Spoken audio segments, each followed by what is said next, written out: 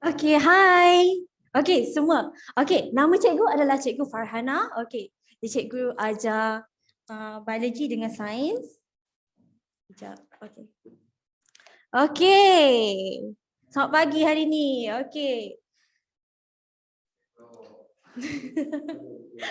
Okay. Okay, jadi hari ni kita nak belajar tentang biologi. Tapi cikgu nak introduce diri cikgu dulu. Okay, mesti kamu nak kenal kan diri cikgu. Siapa kan? Siapa cikgu ni? Siapa cikgu ni? Betul tak? Okay, jadi cikgu adalah Cikgu Farhana. Okay, cikgu mengajar subjek sains dan biologi di sekolah Datuk Lokman. Ada tak student cikgu kat sini? Ada tak student cikgu kat sini? Tak ada. Alamak, sedih lah cikgu macam ni. Okay, jadi cikgu merupakan graduan daripada UPSI dan cikgu sebenarnya kan cikgu bangga tau sebab ada setengah student cikgu dia masuk UPSI juga. Cikgu bangga. Okay. Jadi okay, cikgu tahu yang ramai daripada kamu semua ni komplain kat cikgu, cikgu biologi ni susah lah cikgu susah lah biologi ni. Okay, biologi tu tak susah sebenarnya. Okay, tapi kamu kena ingat step. Okay, biologi ni kita belajar tentang anatomi manusia, haiwan dan tumbuhan. Okay, dan kita belajar macam mana proses-proses yang berlaku dalam manusia, haiwan dan juga tumbuhan. Okay, proses-proses living process kita panggil. Okay, living process ni termasuk respirasi, blood circulatory system, okay, digestive system, excretory system. Okay, jadi itu adalah proses-proses hidup. Kenapa? Sebab kita hidup. Okay, bila kita hidup, kita melakukan proses-proses tersebut untuk membesar. Okay, untuk membesar, untuk hidup. Kalau badan kita tak melakukan proses macam tu, okay, kalau badan kita tak membuang semua toksik-toksik dalam badan kita, apa akan jadi? Okay, apa akan jadi ialah akan menyebabkan penyakit-penyakit sebab bahan-bahan tu adalah toksik pada badan kita. Okay, so pagi ni kita nak mula dengan tajuk cell divisions. Okay, apa yang kamu faham tentang cell division? Cell division ni adalah bab 6, pembahagian sel.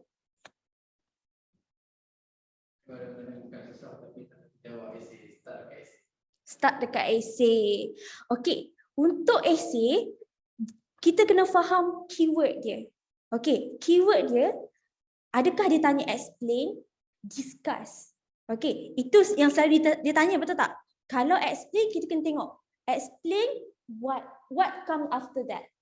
Okay, kalau dia minta explain the process, maksudnya you kena explain step by step what happened.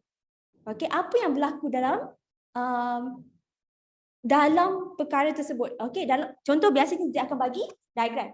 Okay, untuk esei, cikgu sarankan student-student cikgu untuk guna formula 1.1 explanation dan lagi satu example. Tapi kalau soalan tersebut tidak memerlukan example, tak perlu bagi. Okay, tapi dia kena bagi 1 point. 1 point dan kamu kena explainkan apa yang ada, mengikut kepada soalan. Okay? Okay. Soalan, untuk menjawab soalan ni ada banyak cara. Okay, nanti yang cikgu explainkan. Ni. Okay. Kamu confuse kan antara kromatin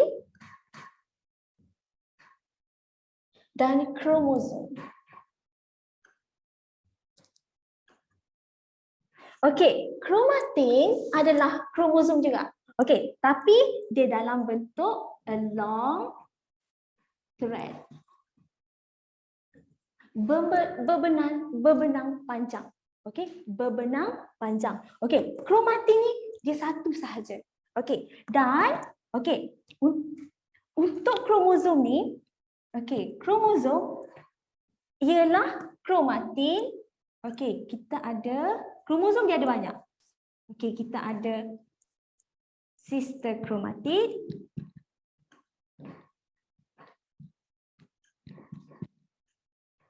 Kita ada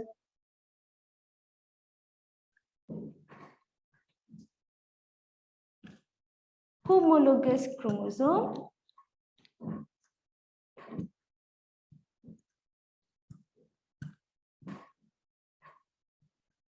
Ataupun kita panggil tetrad. Benda sama. Homologous kromosom dengan tetrad benda sama. Okey, homologous kromosom consists of maternal chromosome and paternal chromosome.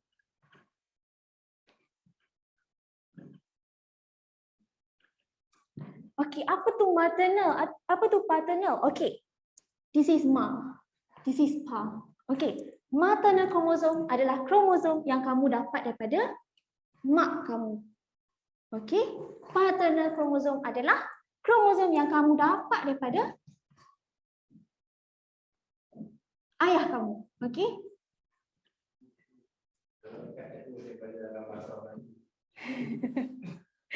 Dalam bahasa Melayu ke?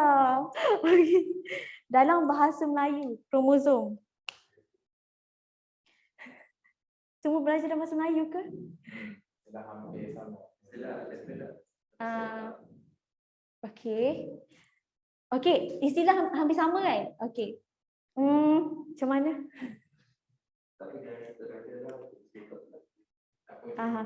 Okey. Okey. Sister kromosom, okey, sister kromatid ni, okey, dia adalah gabungan kromatid. Okey, ni kromatin. Kromatin dengan kromatid berbeza. Okey, kenapa cikgu cakap berbeza? Sebab kromatid dia dah condense, shorten, okey, memendek dan memekat. Okey, yang ini kromatin dia macam berbenang panjang. Kita panggil kromatin. Okey, ini adalah terms untuk cell division yang kamu perlu tahu. Okey, lagi satu sebelum kita start, cikgu nak bagi tahu yang ni.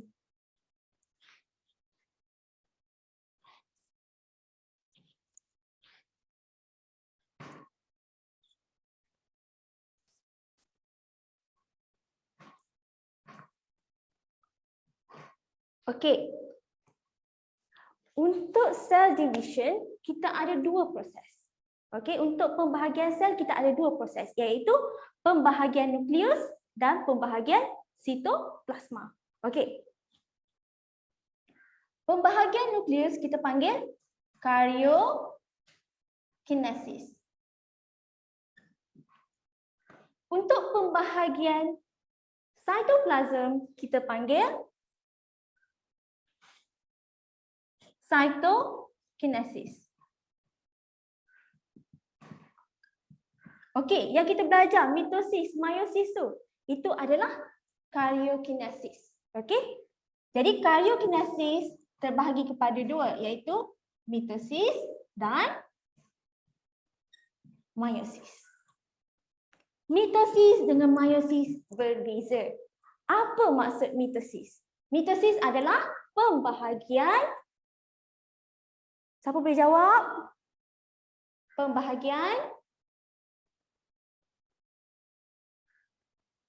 untuk sel somatik. Okey, sel somatik adalah semua sel dalam badan kita ni selain daripada kecuali sel reproduktif. Betul tak? Okey, semua sel dalam badan kita, sel kulit kita, semua kecuali sel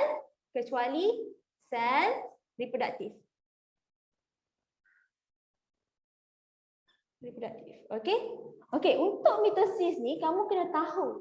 Okey, sebab dia merupakan pembahagian sel somatik.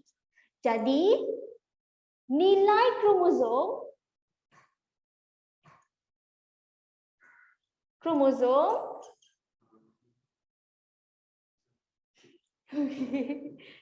okey, jadi nilai kromosom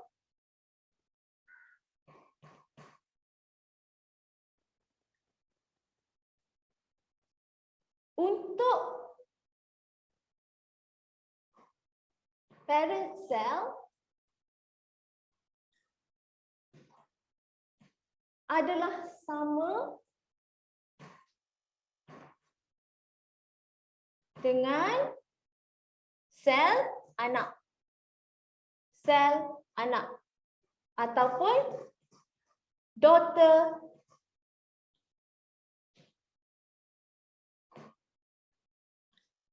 cell.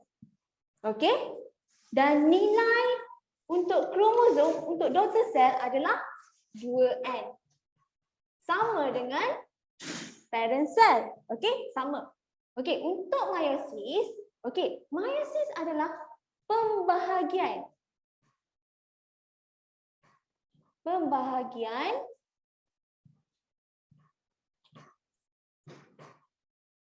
kepada separuh.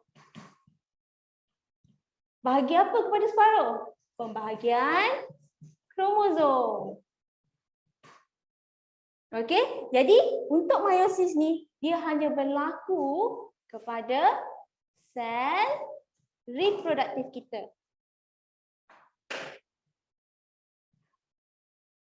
Dan nilai kromosom dia adalah okey, daripada 2n daripada mak ayah kita, betul tak? Parent kepada 1n. Okey, ini adalah sel anak. Okey, sel anak ni kita panggil yang ini dikenali sebagai gamet.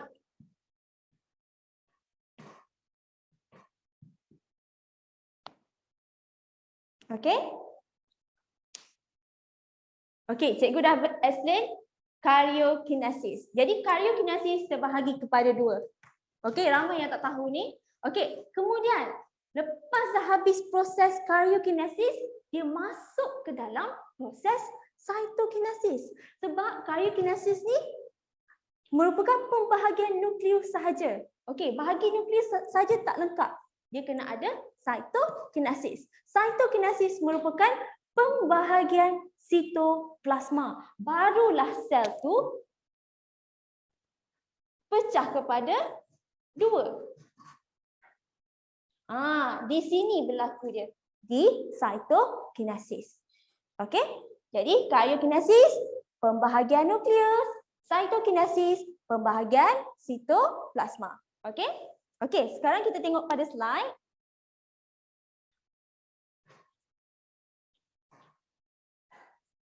Okey, kita kena tahu kepentingan. Okey, kepentingan pembahagian sel.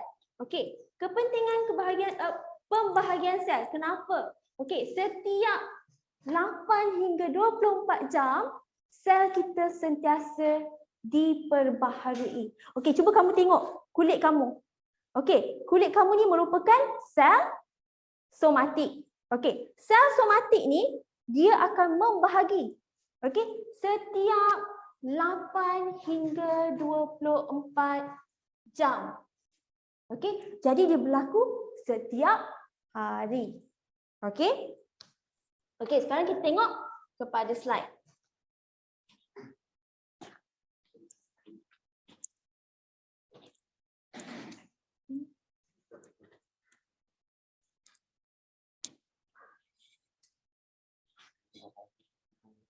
Okey.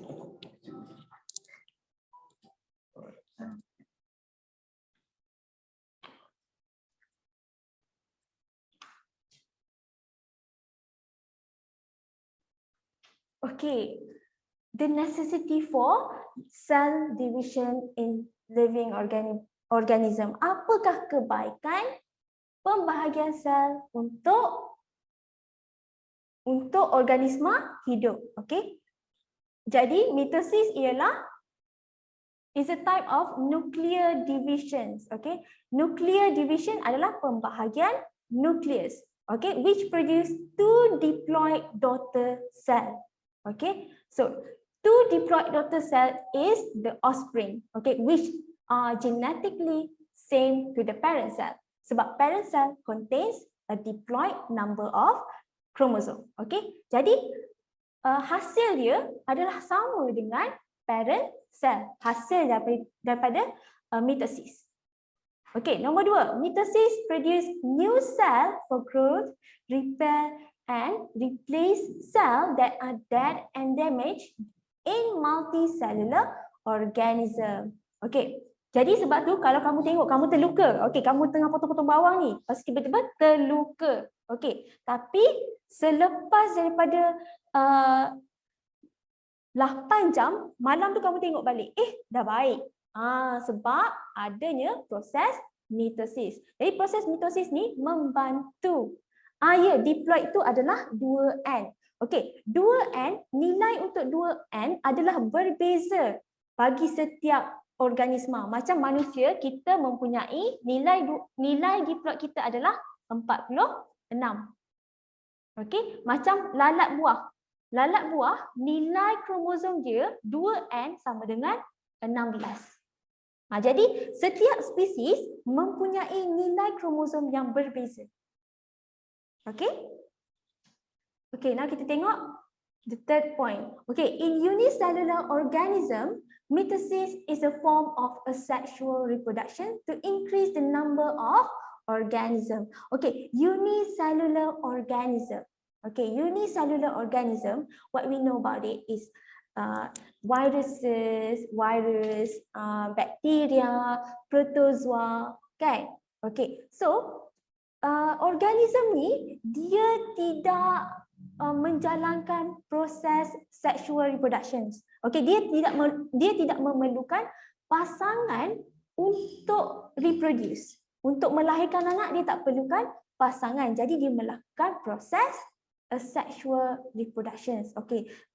Proses asexual reproduction ni dikenali sebagai binary fissions. Okay.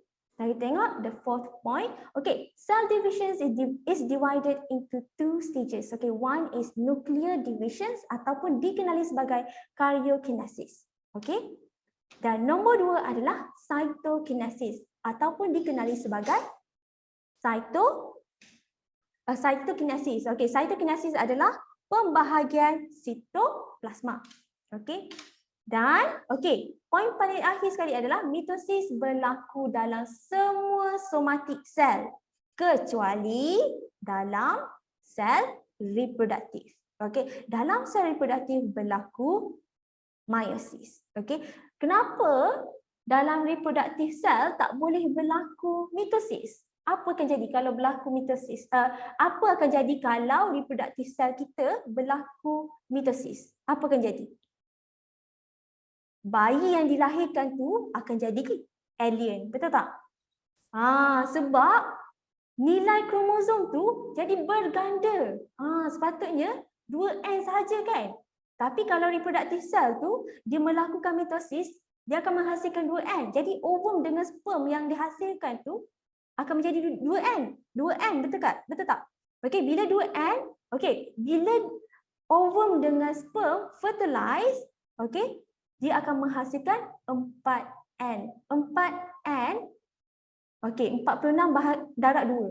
Kita dapat 92. 92 kromosom. Bukan manusia dah tu, okey? Dia akan jadi alien. Okey? Okey, cell cycle. Okey, cell cycle bermula dengan proses interface. Okey, dalam proses interface ni, sel akan buat keputusan sama ada nak teruskan hidup ataupun nak mati. Itu berlaku pada fasa interface. Okey, kemudian kita ada M phase. Okey, M phase terbahagi kepada 2 iaitu mitosis dan cytokinesis. Okey. Maksudnya di sini semasa M phase berlakunya karyokinesis dan cytokinesis pada masa yang sama. Okey.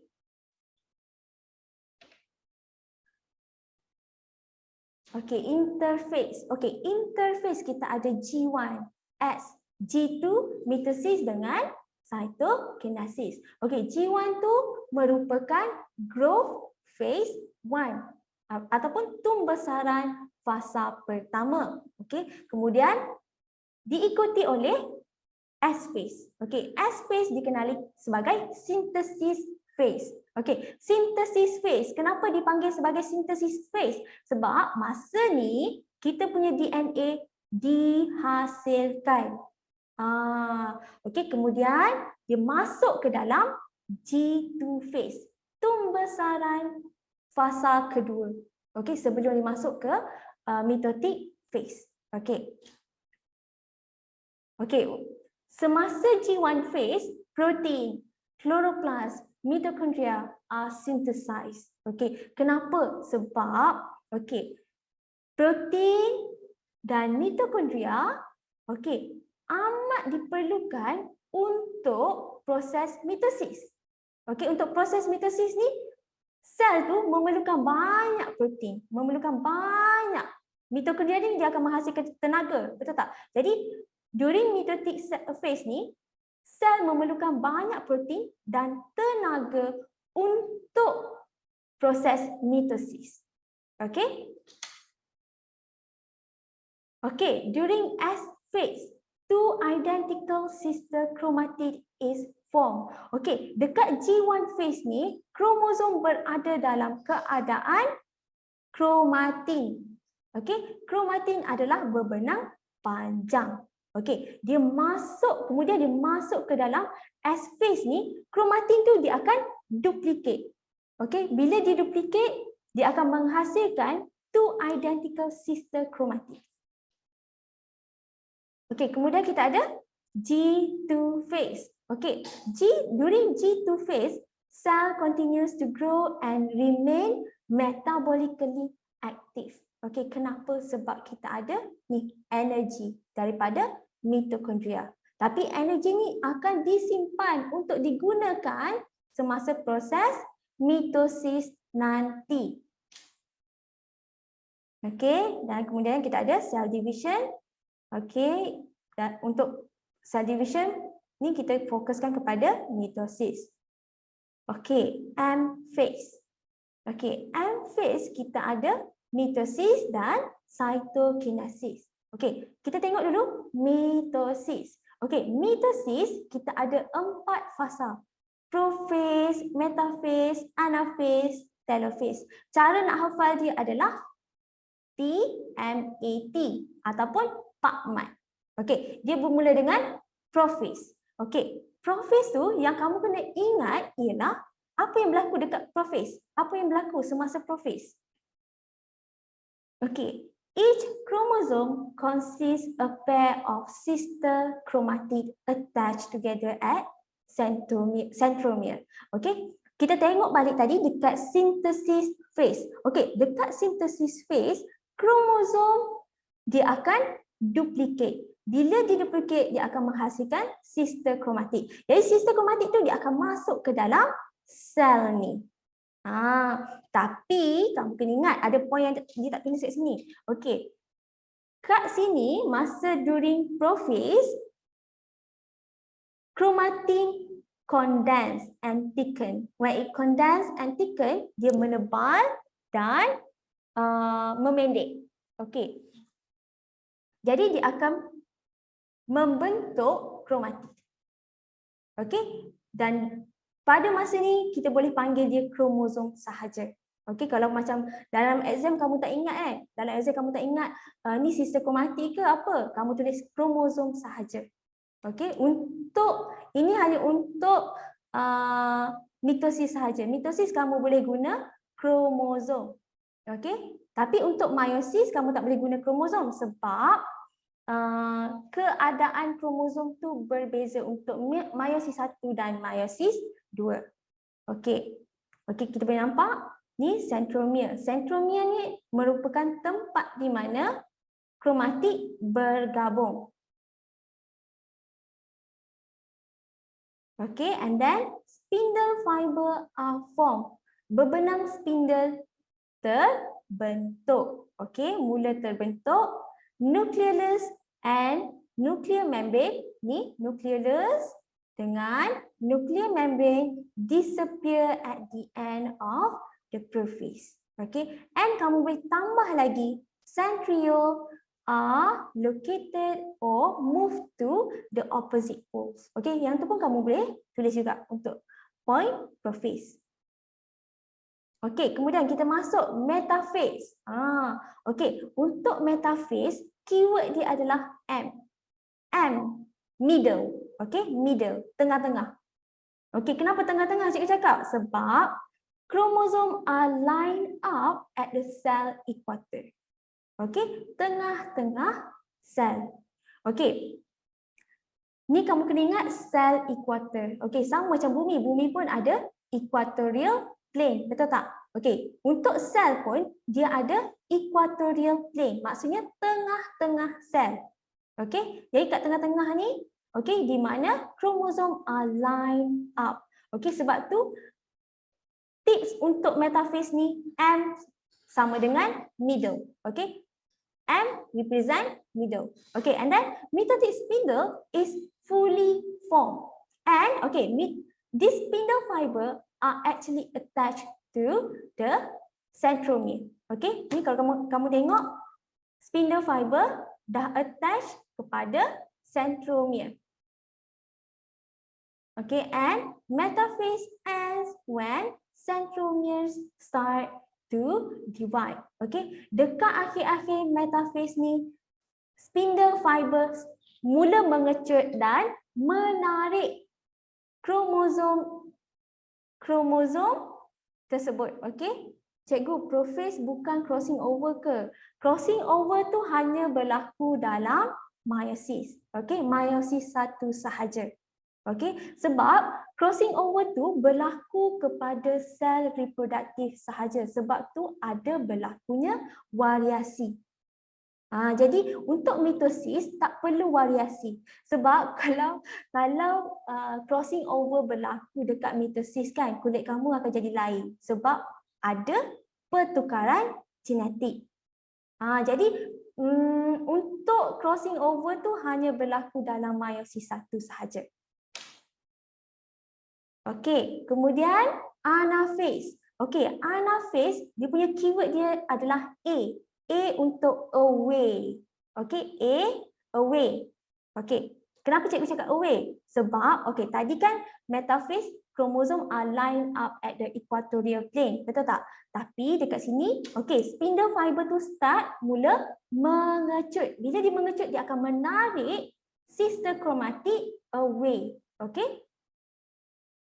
Okay, dan kita ada opposite poles. Okay, centrioles are located at the opposite pole. So, two sister chromatid of each chromosome separate. Okay, dia mula separate and move to the opposite poles. Okay, so separated chromatid are called as daughter chromosome. Chromosome anak. Okay, so two poles of cells have equivalent set of chromosome at the end of anaphase. Okay, kat sini, okay, during anaphase, kalau kita belajar chapter 14 tingkatan 5. Okay, 14 tingkatan 5 kita belajar inheritance, betul tak? Okay, dekat dalam inheritance berlakunya ada proses yang sel tak jadi. Okey, bila proses sel tak jadi tu berlaku dekat sini. Kenapa? Sebab spindle fiber fail to pull the sister chromatid away. Okey, bila dia fail untuk tarik ni, dia akan menjadikan sel tu cacat. Dua-dua cacat. Okey, bila cacat during interphase dia akan mati. Okay, this one bahasa Melayu. Okay, anaphase. Okey, jadi dua kromatik mirip, setiap kromosom berpisah dan bergerak ke kutub bertentangan. Okey, kromatik yang terpisah ini dipanggil sebagai kromosom anak. Setiap sel kutub mempunyai set kromosom yang sama pada akhir anafasa. Jadi nilai kromosom sama. Kalau 4 kat sini, maka 4 lah kat sini. Tapi kalau kat sini 5, tiba-tiba kat sini 3. Itu dipanggil sebagai sel cacat. Okey, dah cacat dah sel tu. Jadi bila sel tu cacat, dia akan mati pada fasa interfase. Okey. Untuk mitosis, ini adalah step terakhir iaitu telophase. Okey. During telophase,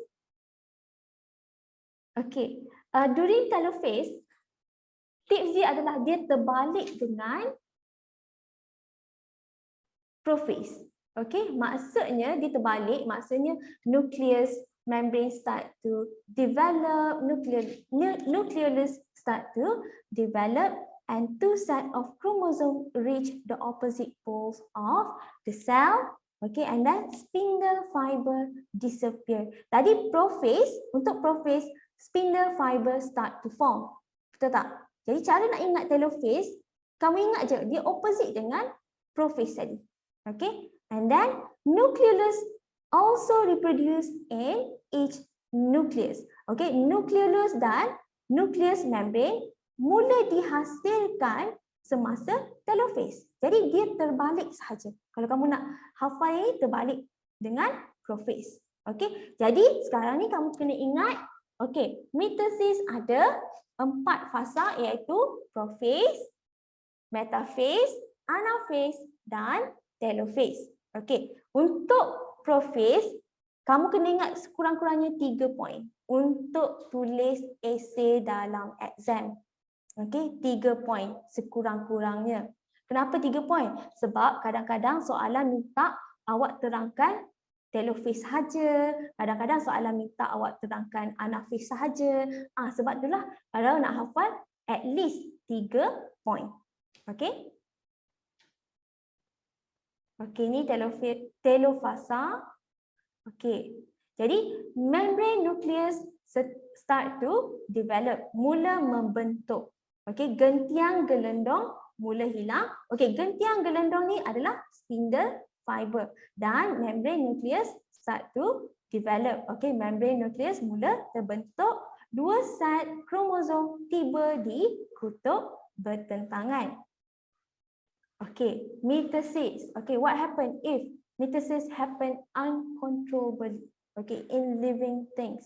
Okay, bila uncontrolled mitosis ni, dia akan menyebabkan sel kanser dan tumor, kita panggil. Okay, jadi factor that causes cancer. Cancer adalah uncontrolled mitosis. Okay, so dia ada disebabkan oleh radiasi gamma rays, UV light. Sebab tu kalau kamu duduk dekat bawah-bawah cahaya matahari, kamu kena pakai sunblock. Sebab sunblock tu dia dapat menghalang kulit kita daripada terkena kanser kulit. Kanser kulit tu adalah uncontrolled mitosis. Okay, disebabkan radiations daripada UV light. Okay, and then we have carcinogen. Okay, sekarang ni ada yang biskut hapseng tu kan. Diorang cakap biskut hapseng dia akan menyebabkan kanser, betul tak? Okey, itu ada, okey, itu merupakan dia ada chemical explanations. Okey, kenapa dia ada carcinogen? Okey, sebab masa kita membakar tu bahan carcinogen terhasil. Okey, bermaksud masa orang tu tengah buat biskut, dia tak masuk pun carcinogen, tapi semasa pembakaran berlaku tu carcinogen terbentuk. Okay, and then kita ada genetic factor. Okay, genetic factor ni maksudnya kalau keluarga awak ada kanser, maksudnya awak berpotensi tinggi untuk ada kanser. Okay, dan paling akhir sekali umur. Okay, umur. Untuk orang yang lebih tua ni, dia lebih mudah untuk terkena kanser. Okey, kita ada liver cancer dengan tumor. Okey, kanser dengan tumor dia berbeza sedikit. Okey. Okey, faham, bagus. Okey.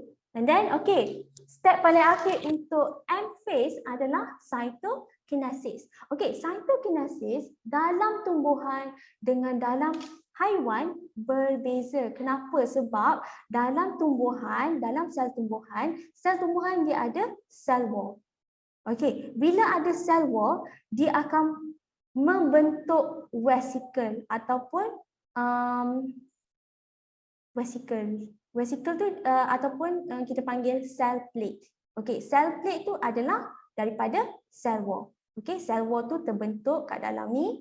Okey, dia membentuk cell plate. Okey. And then kita ada cytokinesis in animal. Okey, cytokinesis in animal dia akan membentuk cleavage furrow. Ini tengah-tengah ni, cleavage furrow. Cleavage furrow tu merupakan tarikan ke dalam. Dia masuk ke dalam, tarikan ke dalam untuk cytoplasma. Cytoplasma ni tertarik ke dalam. Ni kita ada cytoplasma kan? Okey. Jadi cytoplasma ni dia akan tertarik ke dalam membentuk cincin. Okey, cincin tu kita panggil cleavage furrow.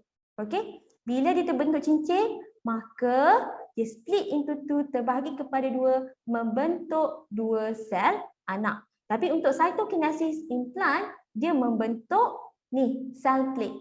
Okey, cell plate dan vesicle bergabung, okey, dia akan membentuk satu cell wall.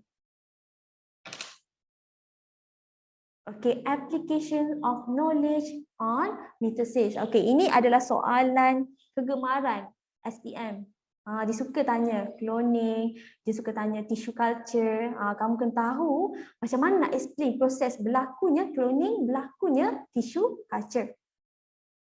Okey, untuk cloning, advantage dia dapat rate of productions and quality of product increase. Okay, disadvantage, when external environment changes, the clone will be destroyed. Clone akan mudah mati bila ada perubahan cuaca. Okay, sebab cloning ni dia akan menghasilkan satu organism yang tidak tahan lama. Dia tidak tahan penyakit sebab, kenapa tak tahan penyakit? Sebab tak ada variasi genetik kat dalam tu. Okay, contoh kambing Dolly ni.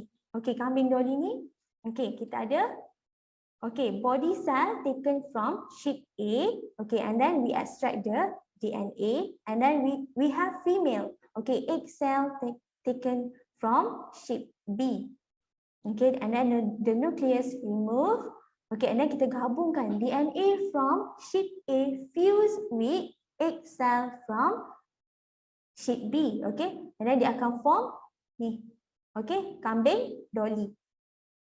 Kemudian kambing Dolly ni kita akan clonekan dia.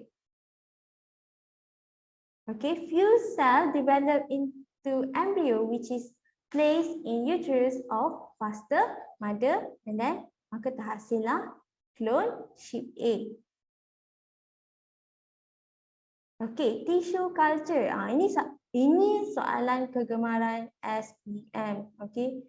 Tissue culture, kamu kena baca ni. Untuk tissue culture,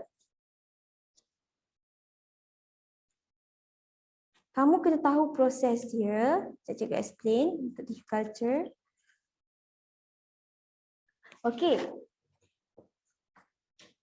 Dia bermula dengan satu pokok yang sihat. Satu pokok yang sihat ni, kamu tengok buah dia cantik je, bulat macam tomato. Kalau tomato merah, cantik, bulat, gemuk je tomato tu. Jadi kamu nak hasilkan buah yang sama. Bila nak hasilkan buah yang sama, kamu kena guna pokok yang sama.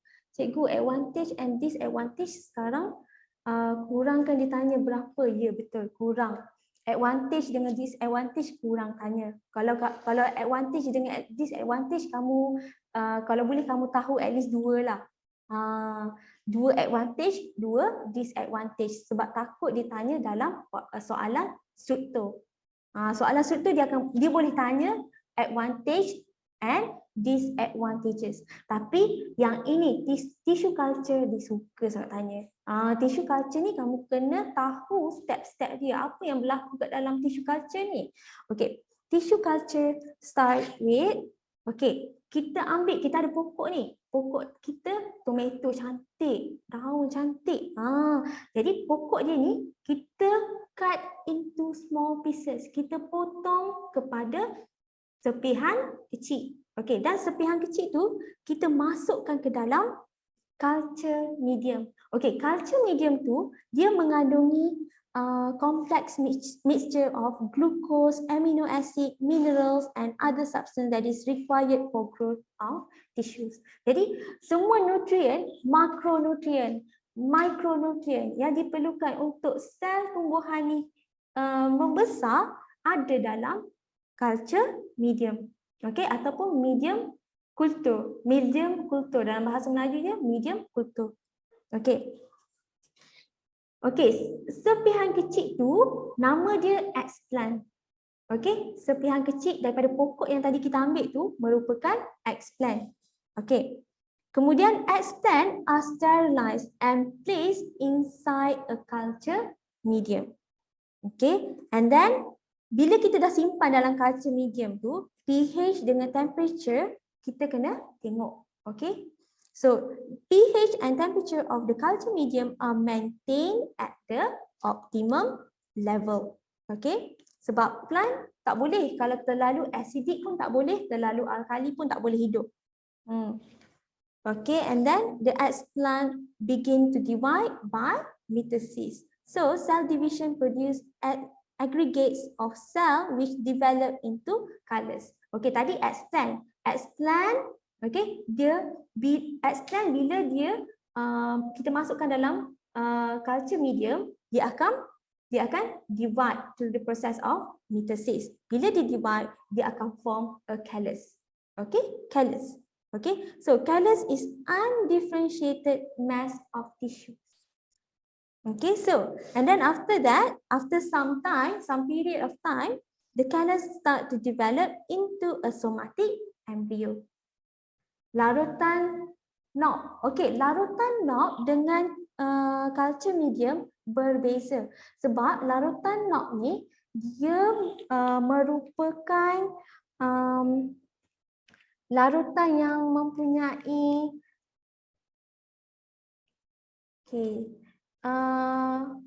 macronutrients.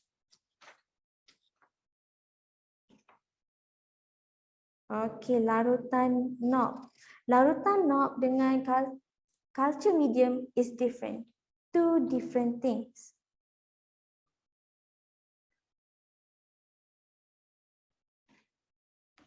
Okey, macam culture medium, dalam dia ada glukos. Tapi dalam larutan knob tak ada glukos.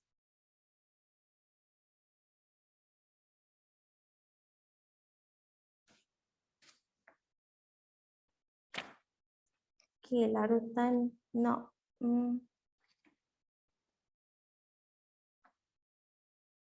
Okey, larutan knob ni tingkatan 5 chapter. Sekejap kita tengok.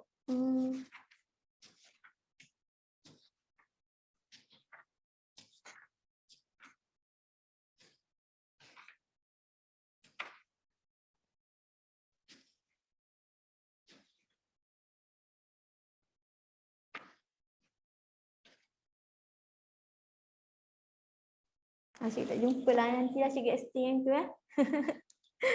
Okay, kita sambung balik. Okay, and then what happened? Okay, and then after some time, some period of time, okay, that callus develop into an embryo. Okay, pokok pun ada embryo juga, bukan manusia je. Okay, so after embryo, okay, after callus develop into embryo, okay, that embryo develop into a plantlet. Okay, plantlet adalah ni pokok kecil ni. Pokok kecil ni adalah plantlet. Okay, and then bila dia dah grow into plantlet, plantlet ni akan dimasukkan ke dalam tanah. Okay, so that's how tissue culture process bermula dan berakhir. Okay, and then the last one is transgenic plant.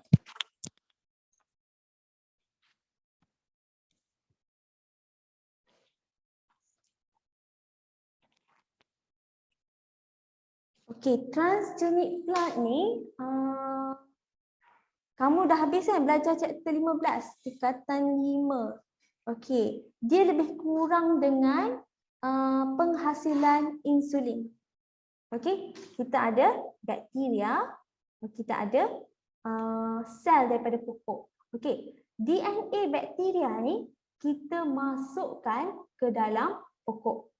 Okay, bila kita masukkan ke dalam pokok, ke dalam sel pokok ni akan dimasukkan ke dalam culture medium dan dia akan membesar menjadi satu pokok yang elok. Okay, jadi transgenic plant ni digunakan untuk kalau tumbuhan tu kita tak nak guna pesticide, kalau kita tak nak guna racun pokok, okay, kita akan hasilkan transgenic plant sebab bila serangga makan pokok tu, okay, protein tu akan berubah menjadi racun. Tapi kita manusia, okay, beracun tak kalau kita makan? Sebab bakteria ni kalau kumbang ataupun serangga makan, dia akan mati.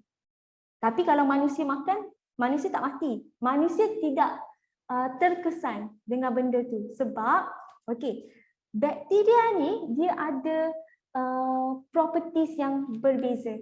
Okay, jadi bila dia ada properties yang berbeza, okay, protein, kadang-kadang protein yang dihasilkan tidak sesuai dengan bakteria. Sebab tu dia akan mati.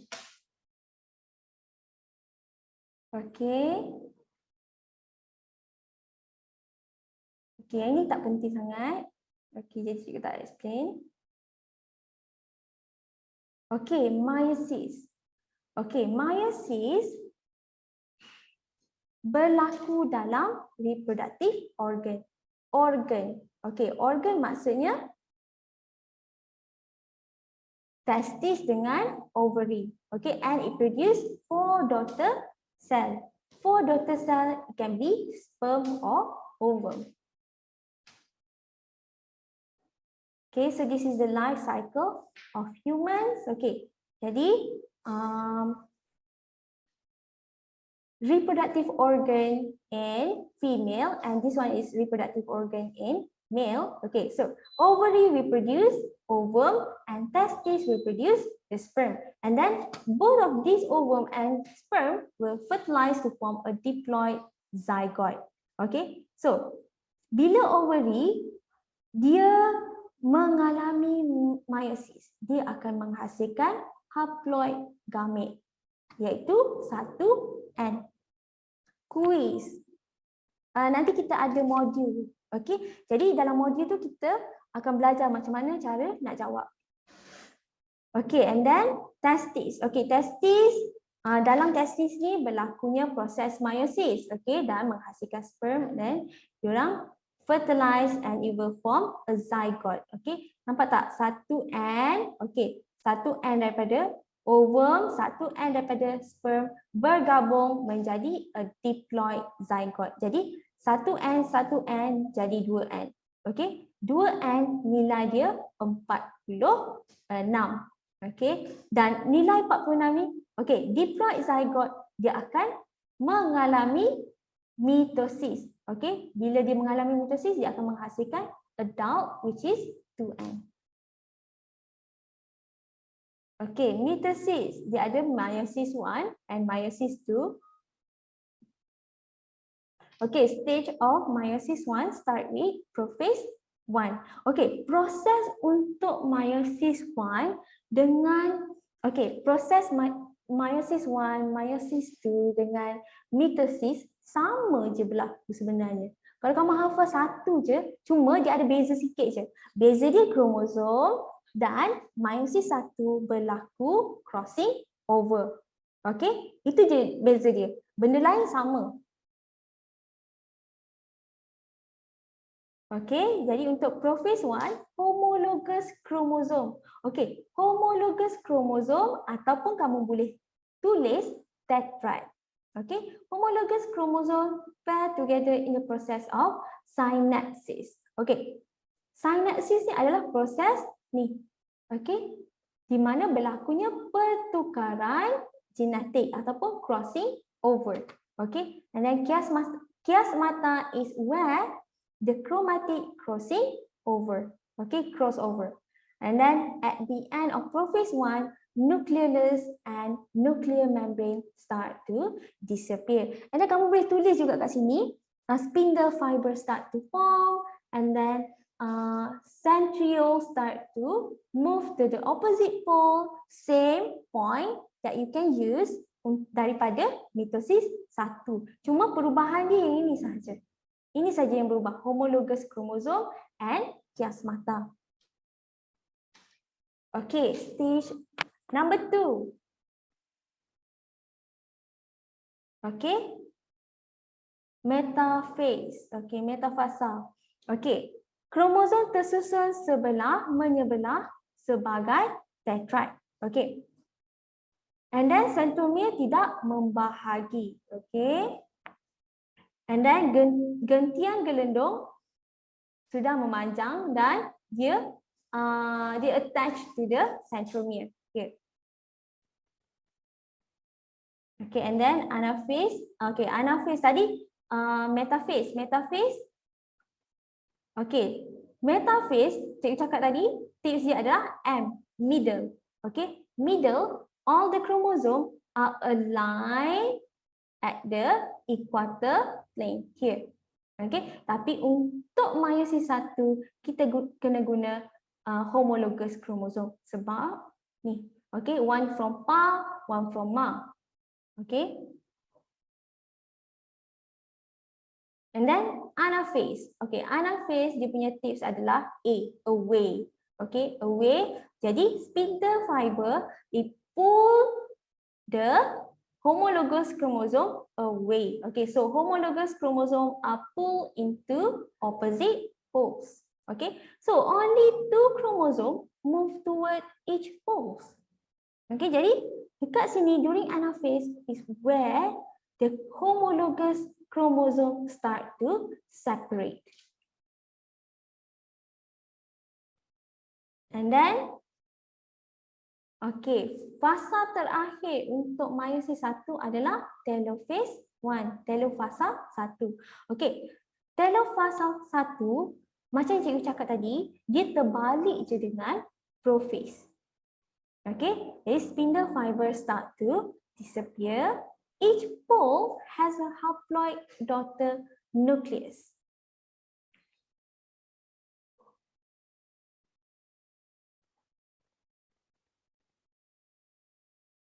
Okay, and cytokinesis occurs resulting in 2 haploid daughter cell. Okay, jadi dekat telophase ni pun dah terhasilnya haploid daughter cell, tapi 2 sahaja.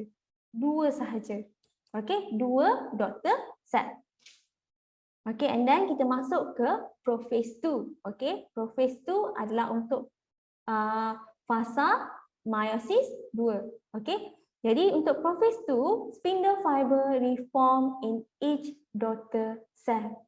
Okay, kalau diminta lagi, point lebih lagi, kamu just copy balik. Nucleolus start to disappear, and then apa lagi? Ni centromere start to not centromere. Centrioles start to move to the opposite poles. Okay, the same point yang daripada mitosis tadi. Kita gunakan balik dalam meiosis 1 dan meiosis 2. Okay, dalam meiosis 2, okay, yang ini kita boleh panggil sebagai kromosom sahaja untuk prophase 2. Okay, kita boleh panggil kromosom. Okay, sebab setengah student tak tahu kan nak panggil apa untuk prophase 2 ni, tapi untuk prophase 1 kamu kena panggil homologous kromosom. Untuk prophase 2 ni kamu boleh panggil ni sebagai kromosom sahaja, ataupun kamu nak panggil sister kromatik. Sister kromatik pun boleh. untuk prophase 2. Okay, and then kita masuk ke metaphase 2. Okay, metaphase 2. Okay, sister chromatic are positioned randomly on metaphase plate facing opposite poles. Okay, jadi sister chromatic ada dalam line up at the equator plane. Okay, dekat tengah-tengah ni. Okay, and then each sister chromatic is attached to spindle fiber. Okay, jadi sebenarnya kita ulang balik point tadi. Okay, daripada mitosis tadi kita ulangkan, kita masukkan ke dalam meiosis 2. Cuma kita akan tukarkan term ni sahaja.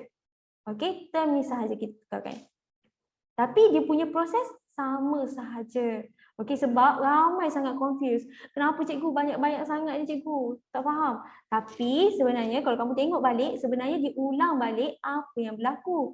Okay, kemudian kita ada anaphase. Okay, anaphase, centromere of sister chromatic separate. Okay, kenapa separate? Sebab spindle fiber start to shorten. Okay, memendek. Bila dia memendek, dia menarik, it pull the chromosome away. Okay, so chromosome move towards the opposite poles.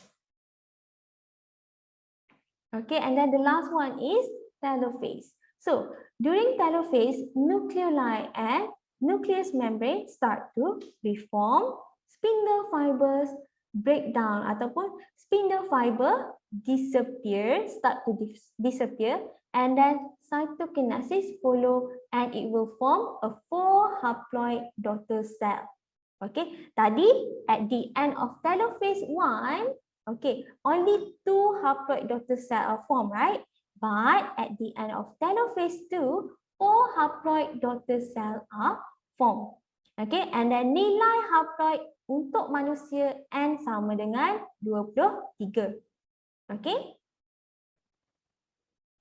Okay, meiosis. Okay, yang kamu kena tahu ni, chiasma. Okay, chiasma is where crossing over takes place. Okay, berlakunya pertukaran genetik. Kalau kamu tengok ni, berlakunya pertukaran genetik.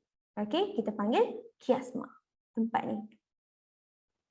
Okay, comparison between mitosis and meiosis. Kenapa cikgu bagi 3 je? Okay, kamu kena hafal at least paling-paling kurang 3 untuk karangan, untuk esei nanti. Okay, mitosis, it happen inside somatic cell. Okay, meiosis happen inside reproductive organ. Okay, and then number of division. For mitosis, okay, parents divides 1 only. Okay, jadi parent cell membahagi 1 kali sahaja during mitosis. Tapi untuk meiosis, parent cell divide twice. Okay, divide twice. Bila dia divide twice, dia akan menghasilkan 4 haploid daughter cell. Okay, and then number of daughter cell for mitosis, it produce 2 diploid daughter cell. But for meiosis, it produces 4 haploid daughter cell. Okay, similarities. Both process start from a diploid cell. Dua-dua. Okay, sama ada somatic ataupun reproductive cell. Dia bermula dengan diploid cell. Okay, and then both process are the divisions of cell and nucleus. Means that both process involve the divisions of cytoplasm and nucleus. Maksudnya karyokinesis dengan cytokinesis berlaku dalam dua-dua. Apa beza haploid dan diploid? Okey, haploid adalah haploid ialah dia mengandungi 2 set of chromosome. Dia ada 2 set kromosom. Okey, 1 set dikenali sebagai N sahaja, 1 N. Okey, untuk diploid dikenali sebagai dia mempunyai 2 set of kromosom, 2 set of kromosom. Tapi haploid, ya, separuh diploid. Haploid adalah separuh diploid. D, okey, kamu tengok D. Okey, D kan? D bermaksudnya 2. Okay, in Greek, D, okay, kita ada uni, D, tri, betul tak? Tapi bila D, dia 2. Okay, haploid nilai kromosom dia 1. Okay, 1N sama dengan 23. Okay, diploid 2N sama dengan 46. Okay, jadi kamu ingatlah macam Aiman cakap ni, haploid separuh, diploid penuh. Betul tak? Okay, appreciating the movement of chromosome during mitosis and meiosis. Okay, so any disruptions during mitosis will cause the cell to divide out of control. Bila dia divide out of control, it will cause a cancer cell and also an abnormal cell will be produced. Okay, and then the number of chromosomes in new organism is maintained as the same as parents. Oh, Aiman orang Kelantan Kelantan, kecek Kelantan. Okay, nombor 3. Cikgu orang Terengganu kan? Cikgu orang Terengganu, Aiman. Saya orang Terengganu, tapi itulah. Boleh. Kita kecek Kelantan dah. Okay, nombor 3. A healthy lifestyle is important to prevent disturbance of cell cycle during mitosis and meiosis. Healthy lifestyle. Kehidupan sihat. Betul tak Aiman?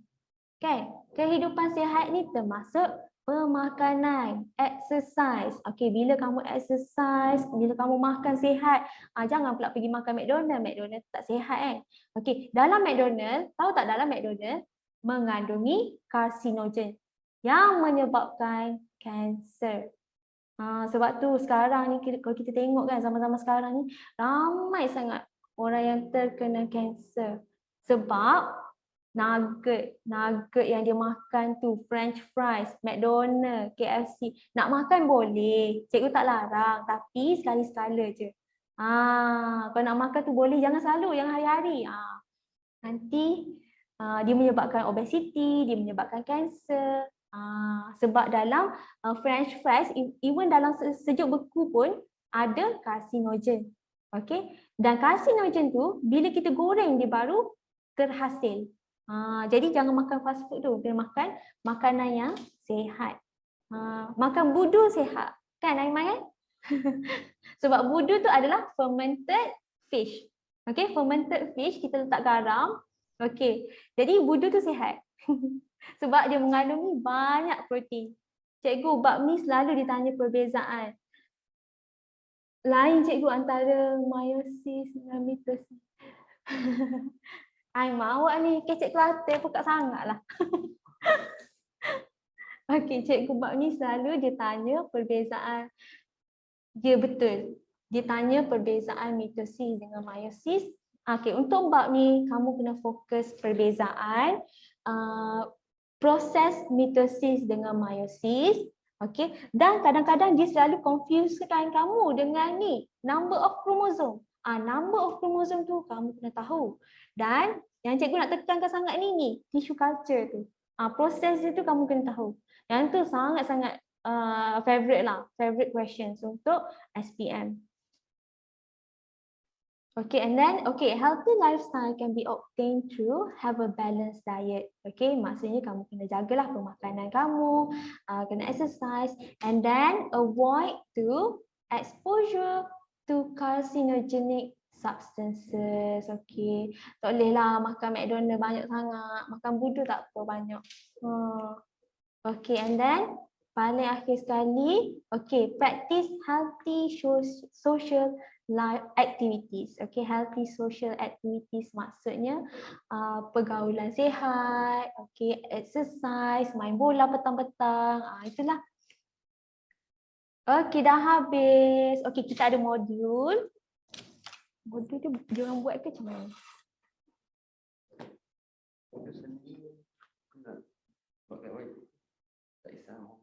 Sana pun tak boleh juga. Untuk modul.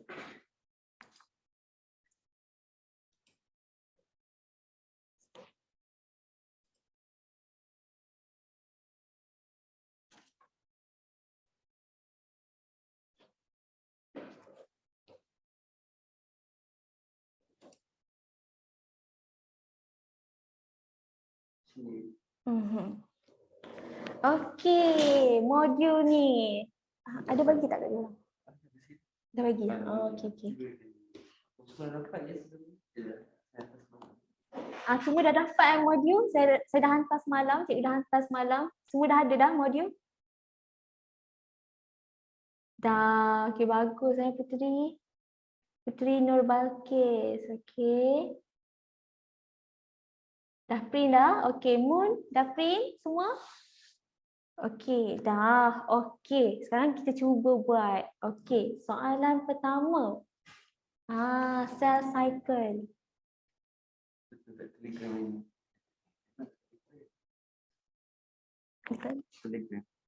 Aiman, modul tu dekat Telegram. Cuba cek dekat Telegram. Ada tak?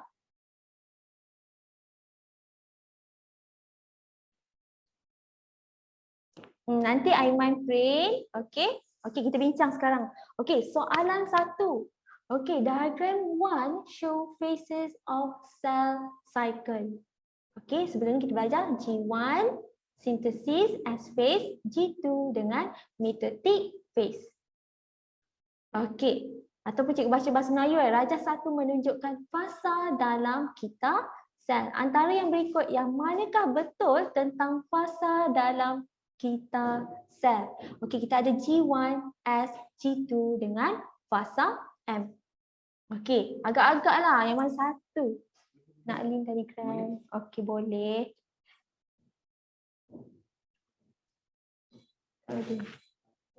Okey, nanti cikgu bagi Zikri. Okey. Okey. Agak-agak kamulah. Yang mana satu jawapan yang betul ni? Okey, G1. Okey, G1. Growth phase 1. Okey, growth phase 1 berlakunya dekat sini di mana dekat skrin.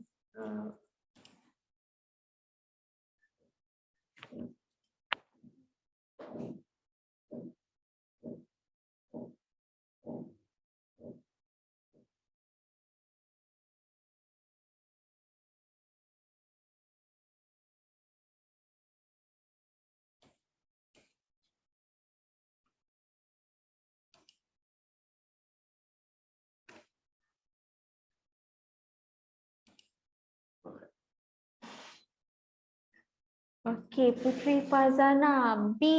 Okey, kita tengok B. Saya slow sikit. Okey. Aiman, tu link. Okey, cikgu dah share dekat chat. Okey. Okey, soalan nombor 1. Okey.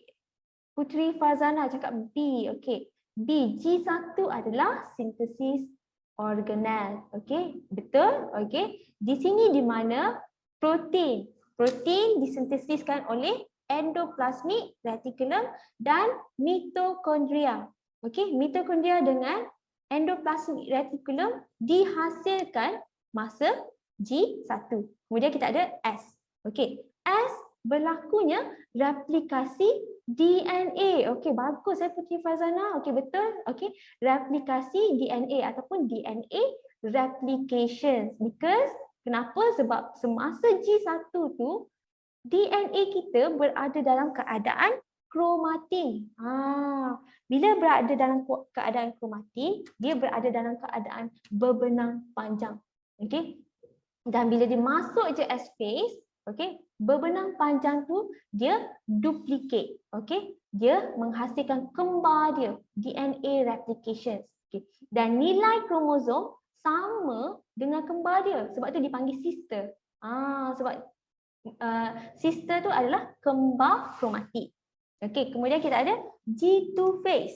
Okey, G2 phase berlakunya proses penghasilan ATP. Okey, dan fasa M berlakunya pembahagian nukleus. Okey, jawapan dia adalah B. Okey, bagus. Okey, nombor 2. Okey, Rajah 2 menunjukkan bilangan sel yang terhasil selepas satu sel mengalami mitosis sebanyak 2 kali. Okey, satu sel mengalami mitosis 1. Kat sini mitosis 1 dia menghasilkan 2 sel anak. Okey, tapi dia mengalami lagi satu mitosis. Mitosis dia 2 kali. Jadi dia akan menghasilkan berapa sel anak. Okey, berapakah bilangan sel yang terhasil jika mitosis berlaku sebanyak 2 kali? Jadi jawapan dia adalah berapa? Mun cakap 4. Okey, bagus. Okey, bilangan sel. Dia tak tanya bilangan kromosom, betul tak? Okey, yes, betul. Okey, jawapan dia 4. Okey, jawapan dia dah ada dalam gambar rajah ni dah. Dah bagi dah ni. Ada 4 sel. 1, 2, 3, 4. Okey. Soalan nombor 3. Okey, rajah 3 menunjukkan salah satu peringkat pembahagian sel dalam manusia. Okey. Nombor 1, terapi stem menggunakan sel stem daripada sumsum tulang bagi merawat rawan yang rosak.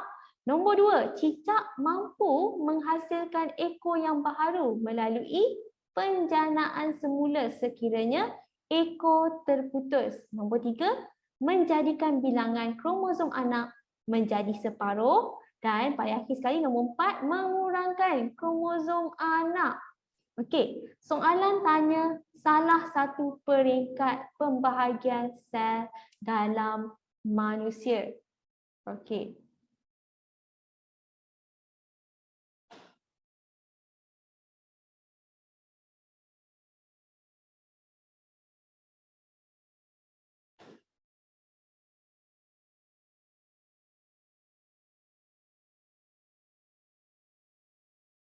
Soalan ni tak lengkap. Okey, soalan ni tak lengkap. Okey, kita skip dulu nombor 3 ni.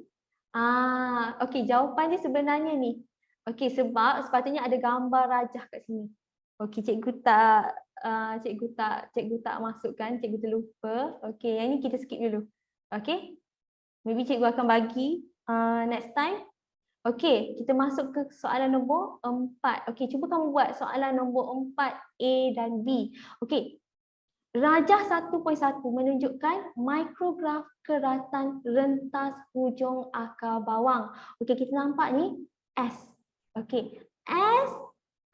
Okey, nyatakan jenis pembahagian sel untuk keratan rentas hujung akar bawang. Okey, apakah jenis pembahagian sel? Pembahagian sel ada 2 sahaja. Okey, apakah jawapan untuk A? Okey, mun cakap mitosis. Okey, lagi metafasa. Pembahagian sel ada 2 sahaja. Okey, Putri dan Mun. Okey.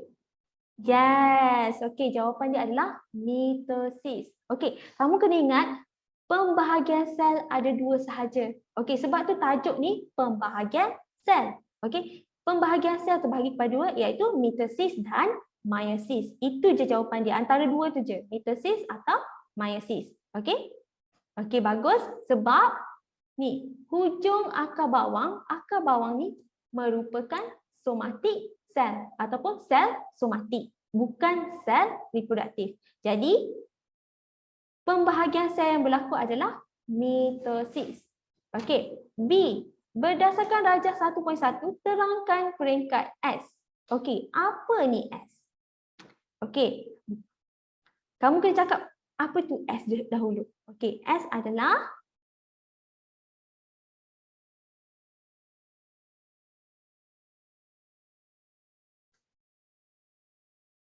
prophase. Afina cakap prophase. Kenapa prophase? Ni S yang ini. S yang ini. Okey, ingat tak cikgu cakap? Yes, Putri. Okey, bagus Putri. Okey, tapi yang lain pun okey. Okey, Zikri faham Okey. Ini adalah proses metafasa. Okey, metafasa. Kenapa cikgu cakap metafasa? M, middle. Okey, M, middle. Middle bahasa Inggeris tengah-tengah, betul tak? Bahasa Melayu dia tengah-tengah. Okey, middle. Tengah-tengah garisan khatulistiwa sel. Okey. Okey, jadi Okey, bila dia cakap based on diagram 1, berdasarkan rajah 1.1, terangkan peringkat S. Dan dibagi 2 markah kat sini. Bila 2 markah, bermaksud kamu kena letak 2 poin.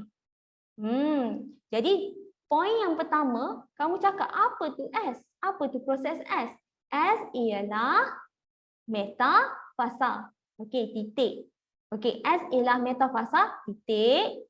Okey.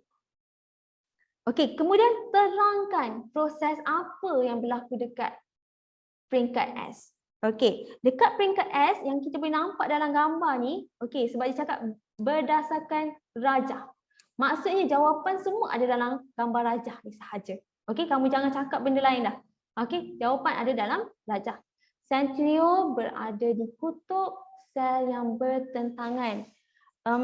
Okey, cikgu cakap, okey. Putri, untuk yang ini, apa yang kamu nampak dalam gambar rajah ni? Kalau bagi poin lebih, boleh. Kamu boleh bagi poin lebih. Tapi kalau macam sekarang format dia dah berbeza. Kalau kamu bagi poin lebih, yang lebih tu biasanya pemeriksa tak tengok. Melainkan poin yang kat atas tu salah. Putri cakap, kromosom tersusun dalam satu barisan khatulistiwa. Betul. Okey, bagus. Okey, Mu pun sama. Okey, jawapanmu betul.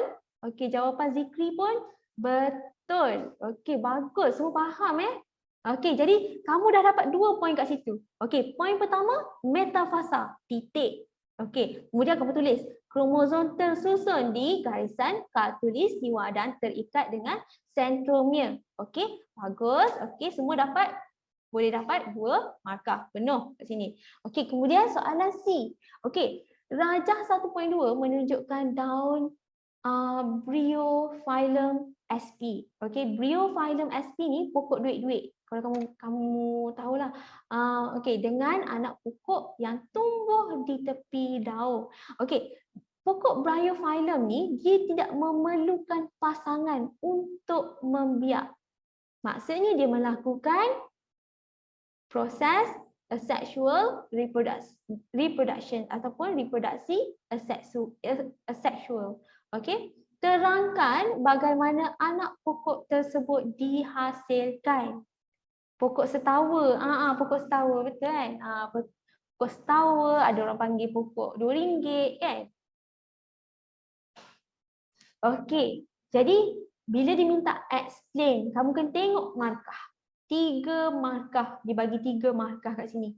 Okey, bila 3 markah kamu kena masukkan 3 poin. Okey, 3 poin, minimum 3 poin. Okey, macam Aiman cakap, kalau nak bagi lebih pun tak apa. Kamu bagilah lebih 1 ke. Kalau kamu salah tu bolehlah, selamat. Kan? Okey. Okey, macam nak terangkan ni? Okey, terangkan bagaimana anak pokok tersebut dihasilkan.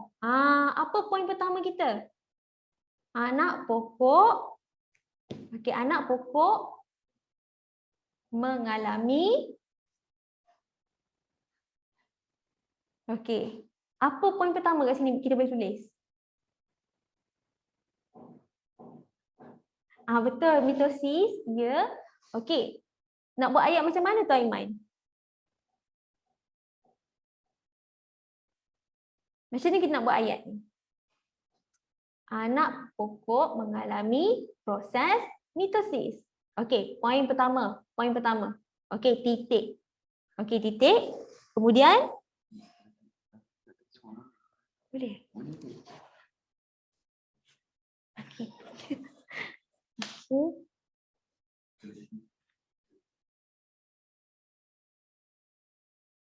Okey, anak pokok mengalami proses mitosis. Okey, ini poin pertama, titik. Okey, 1 markah dah. Okey, untuk poin kedua. Okey, kamu cerita pula pasal mitosis. Apa tu? Mitosis. Okey, anak pokok mengalami proses mitosis menghasilkan sel diploid. Okey, Mun boleh tambah lagi? Okey, sel diploid yang sama dengan sel parent cell. Okey? ayatmu ni tak lengkap sangat. Okey, anak pokok mengalami proses mitosis yang menghasilkan sel diploid. Okey, anak pokok mengalami proses mitosis yang menghasilkan sel diploid sama dengan sel induk. Okey, tambah sikit pun. Kalau tak dia macam ayat tu tergantung sikit. Okey, jadi okey, kita ambil Mun punya ni. Okey, anak pokok mengalami proses mitosis. In English apa cikgu? Okay, in English plantlet undergoes mitosis. Okay, plantlet undergoes mitosis. Okay, untuk nombor 2, plantlet undergoes mitosis to produce a diploid number of chromosome same as parent cell. Okey, ini untuk yang kedua. Okey, anak pokok mengalami proses mitosis menghasilkan sel diploid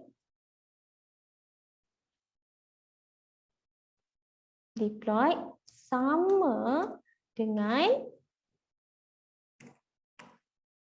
dengan sel induk. Okey, ayat penuh. Okey. Poin yang ketiga. Apa yang kita nak tulis poin yang ketiga? Cikgu tulis bahasa Inggeris ni. Okey, second point bahasa Inggeris dia adalah plantlet undergoes mitosis produce diploid number of chromosome same as parent cell. Okay, same as parent cell. Okay, English dia tu. Okay, and then the third point, penanda wacana perlu bubuh ke cikgu? Tak perlulah, ni bukan karangan biologi. Kalau untuk step kamu kena letak penanda wacana, tapi untuk soalan struktur ni cikgu tak galakkan sangat. Kamu tulis poin sahaja. Untuk soalan struktur poin penting sebab ini bukan esei, bukan karangan. Kalau untuk karangan dia penanda wacana, boleh bubuh. Okay. Okay, and then poin yang ketiga, sebab dia bagi 3 markah ni, jadi kita kena letak 3 poin. Apa poin terakhir? Okay, Afrina cakap, cikgu boleh ke kata mitosis berlaku di somatic cell? Okay, di sel soma.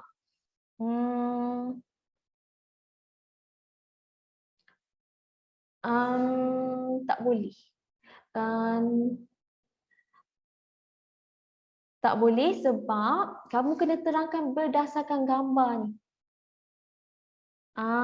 Kalau kamu cakap mitosis berlaku di sel soma, dia tak menerangkan gambar ni sebab dia cakap ni diagram. Okey, dalam gambar rajah, rajah 1.2 menunjukkan daun Bryophyllum sp dengan anak pokok yang tumbuh di tepi daun. Terangkan bagaimana plantlet tersebut dihasilkan, anak pokok tersebut dihasilkan. Jadi berdasarkan ni, keadaan yang diberikan.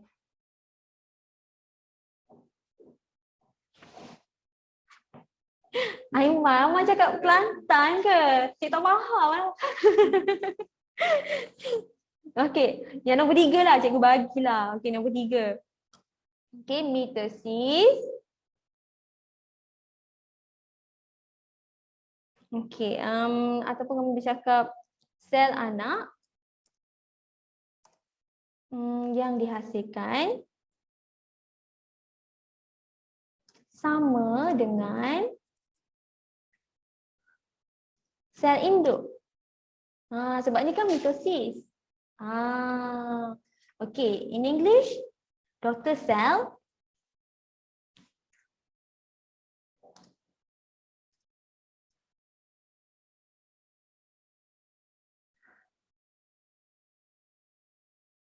are identical to the parent cell.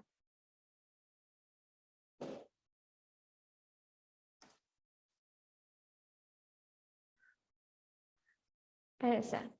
Okay. Sebab ni, anak ni semua akan sama je, sebiji je dengan mak bapak dia. Kalau manusia ni kan, kalau muka, dia macam muka copy paste. Ni jadi sel anak dia copy paste dengan mak ayah dia. Okay. Okay. Kita tengok soalan D. Maksudnya poin ketiga tu sama dengan ciri-ciri dia. Ya. Ciri-ciri dia sama. Sebiji.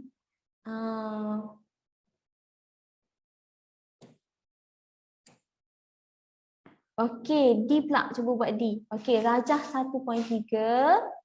Okey, 1.3A. Ini menunjukkan sel kanser yang terbentuk selepas sel-sel normal terdedah kepada faktor W. Okey, tadi kita ada belajar faktor-faktor sel kanser. Itu tak ada 4. Radiation, carcinogen, age and genetic. Ada 4 benda tu. Dan rajah 1.3B menunjukkan kaedah radioterapi. Okay, in English dia, diagram 1.3A shows the cancerous cell which are formed after the normal cell are exposed to factor W, and diagram 1.3B are the radiotherapy method. Okay. Soalan nombor 1, berikan satu contoh faktor W. Okay, give one example of factor W. Okay, bagi satu je contoh.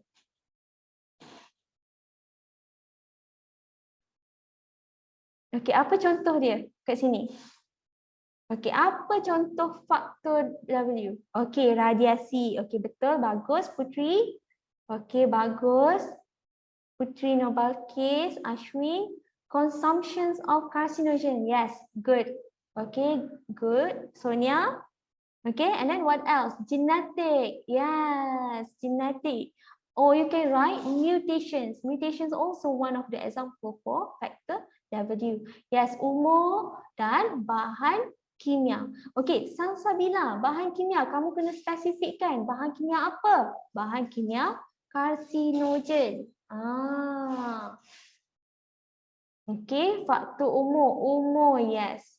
Okay, kita tengok pula nombor 2. Okay, mengapakah radioterapi digunakan untuk mengawal atau memberhentikan pertumbuhan sel kanser? Okay, why radiotherapy is used to control or stop the growth of cell cancer?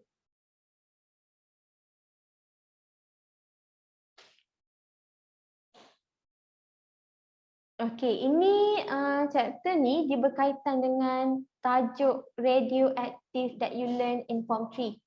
Radioaktif yang kamu belajar masa tingkatan 3, okey, kamu belajar tentang sinaran pengayonan. Ya, cobalt 60. Cobalt 60 dia ada kuasa pengayonan. Okey, ataupun ionizing radiations. Okey. Dan dia bagi kat sini 2 markah sahaja. Maksudnya 2 poin sahaja yang kita perlu letak kat sini. Okey. Jadi kita nak tulis apa kat sini? Okey, sebab ditanya why radioterapi? Mengapakah radioterapi digunakan?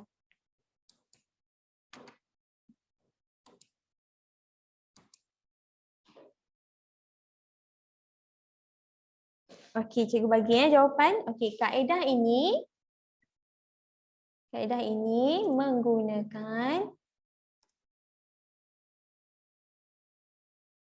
sinaran pengayon berkuasa tinggi. Berkuasa tinggi. Yes, to destroy the cancerous cell. Good job, Afrina. Ada tips tak untuk jawab trial bio untuk form 5? Okay, cikgu rasa nanti boleh tak macam kita buat kelas untuk cara nak jawab soalan? Boleh tak? Next. Bukan hari ni lah kot. Tak sure lagi. Okay. Tips untuk jawab biologi, kamu kena baca proses lah Aiman. Proses, kamu hafal. Dan sekarang banyak soalan kibat. Okay, kamu tengok sekarang ni pun yang cikgu bagi ni pun banyak soalan kibat. Maksudnya kamu kena tahulah perkembangan semasa. Dan buku teks sahaja tak cukup. Okay, maksudnya kamu kena beli buku rujukan. Ataupun kalau tak nak beli, kongsi dengan kawan. Share-share dengan kawan. Sebab buku teks sahaja, rujukan dia tak cukup. Okay, sebab ada poin-poin ataupun teknologi-teknologi yang kamu perlu tahu yang tak ada dalam buku teks.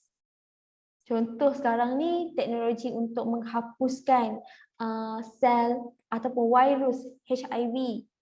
Tapi dalam buku teks tak ada. Tapi soalan boleh keluar.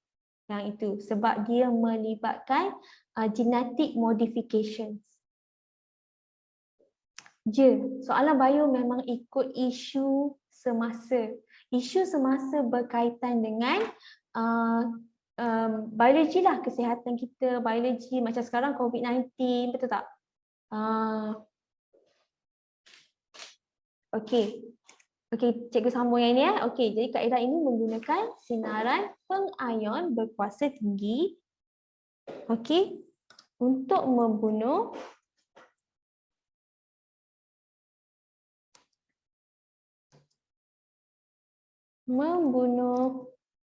sel kanser. Okey. Jadi kamu dah belajar yang ini sebenarnya masa tingkatan 3, betul tak? Sinaran pengayon berkuasa tinggi. Okey. Jadi radioaktif yang mempunyai sinaran pengayon berkuasa tinggi adalah radioaktif alfa. Okey, radioaktif alfa. Contoh radioaktif alfa adalah cobalt 60. Okay. So in English is, this method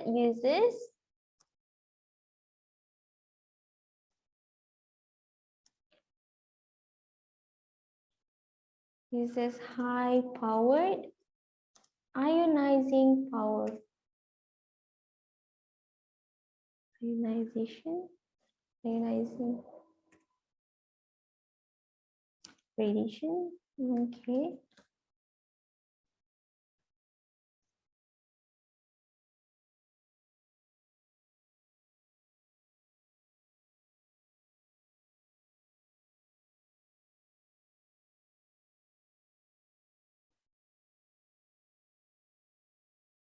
Itu bab nuklear, betul? Kamu belajar lebih detail masa fizik nanti.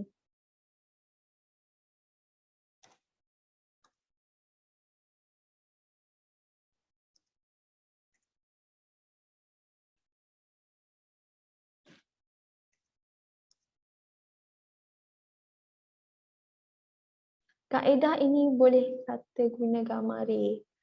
Okay. Gamma ray, saya rasa boleh kot.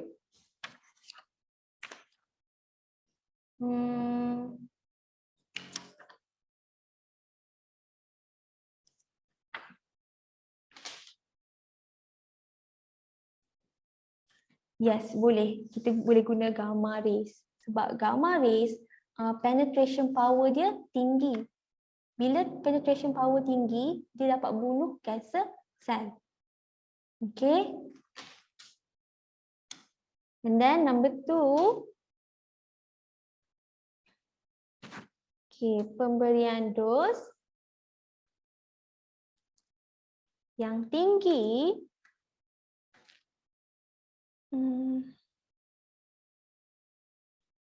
kepada sel tumor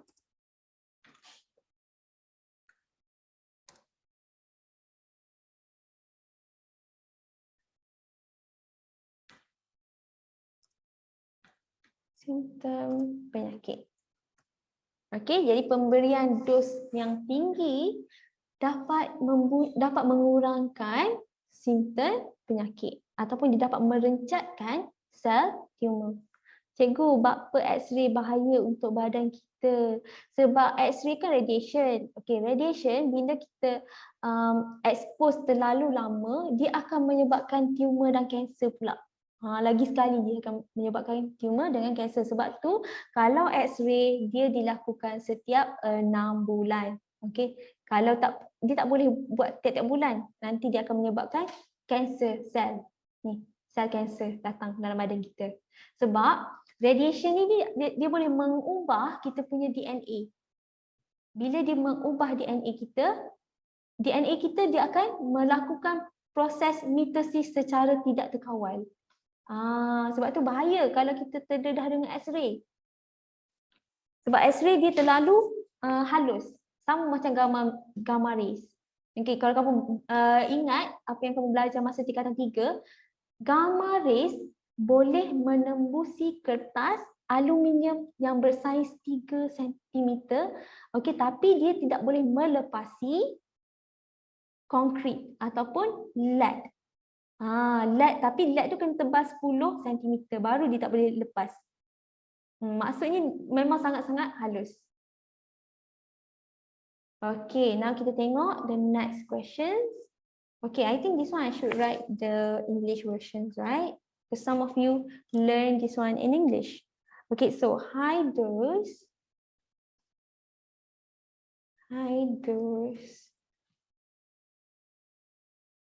is administered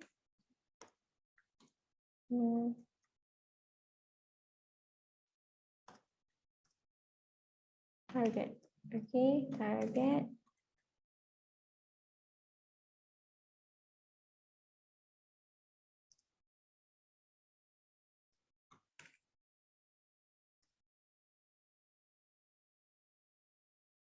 Nanti dekat uni kamu kena belajar bio in English. Yes.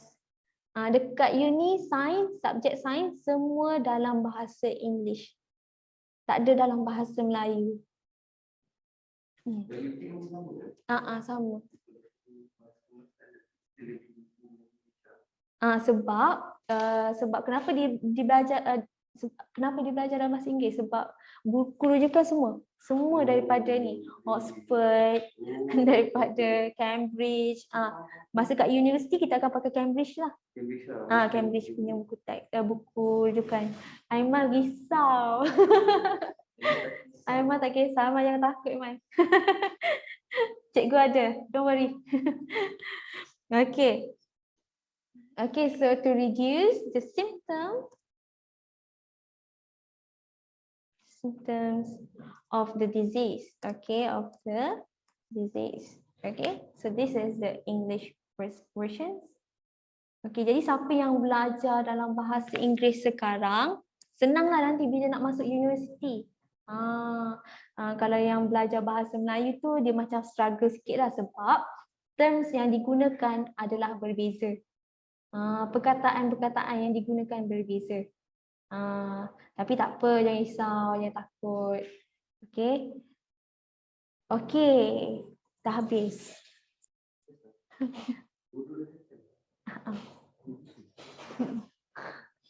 Cikgu ambil kos bio ke? Aiman, cikgu ambil kos bio. Ini semua mana? Maksudnya slide tu ataupun kat depan? Kat depan dulu kot. Kita rehat dulu. Yes. Kita rehat dulu Payah ke? Senang bagi cikgu. Bagi cikgu sebab cikgu dulu kan sekolah Cina kan. Lepas tu So, cikgu dulu sekolah Cina. So, bila sekolah Cina ni, cikgu belajar everything in English. Everything. Even cikgu communicate with my friends also in English. Cikgu cakap dengan sains-sains pun dalam bahasa English lah kau. Jadi kalau macam bagi cikgu, senanglah sebab cikgu daripada kecil cakap bahasa Inggeris dah, okay? Lepas tu bila masuk U tu macam kira okey lah. Pengalaman first dekat you. Okey, pengalaman masa kat you. Banyak yang indah. Afrina, cikgu dulu saya sekolah rendah, sekolah Cina juga. Lepas tu sekolah menengah tak. Oh, kenapa Afrina? Kenapa tak nak? Cikgu sekolah Cina tu sebab ayah cikgu sekolah Cina juga. Sebab tu cikgu pun sekolah Cina. Tapi sekolah ni pun ada, sekolah Melayu pun ada baik dia juga. Banyak bantuan, banyak camp macam sekolah cikgu sebab sekolah Cina kan. Kita orang tak banyak camp untuk SPM. Jadi banyak kena belajar sendiri. Adik-beradik saya semua sekolah Cina. Cuma Afrina je lah sekolah ni. Okey, kita jumpa selepas pukul 10.50. Okey, kita jumpa balik 10.50. Okey, kita akan belajar tentang transport system. Okey, so kamu rehat-rehat dulu, breakfast dulu. Okey, jumpa nanti. Best batu ya, best.